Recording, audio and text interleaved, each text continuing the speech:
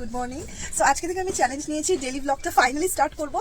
I hope consistency রাখতে পারবো। তো চলো লেটস গো, দেখা যাক আজকে দিনটা আমি কিভাবে সকালে কাটাই। উঠে প্রথমে লেবুর জল খেয়ে নিয়েছিলাম। আমাকে একটু জানিও তো এটা কি by any chance weight loss করে দেয়, যেটা আমার একেবারেই দরকার নেই। আর আজকের ওয়েদারটা ভীষণ ভালো ছিল, যার জন্য সকালবেলা উঠেই যোগা করতে চলে গিয়েছিলাম। রেগুলারলি করা হয় না, বাট আজকে ওয়েদার ভালো ভাবলাম করে নিই। আর যোগাটা করলে সত্যি বলতে সারাদিন খুব এনার্জেটিক লাগে, প্রপারলি খিদে পায়, ঘুমটা হয়, যেটা সবচেয়ে বেশি দরকারি। আর এই শেষের এক্সারসাইজটা যাদের বেলি ফ্যাট আছে ভীষণ এফেক্টিভ, তোমরা করতে পারো। তো এক্সারসাইজ ডান, এবং ভাগ্যিস আজকে ওয়েদারটা ভালো ছিল। আইদার সকালবেলা উঠে এক্সারসাইজ রোজ করা পসিবল নয়, কারণ 7টা বাজলেই এখন রোদ উঠে যায়।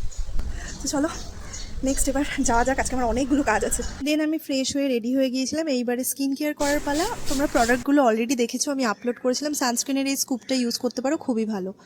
তারপরে ব্রেকফাস্ট সেরে ঠাকুর প্রণাম করে বেরিয়ে পড়েছিলাম মার্কেটের উদ্দেশ্যে। আজকে তোমাদের জন্য বেশ কয়েকটা প্রোডাক্ট আনার রয়েছে। আমাদের পেজটা চেক করো, সেন ফ্যাশন স্টোরে।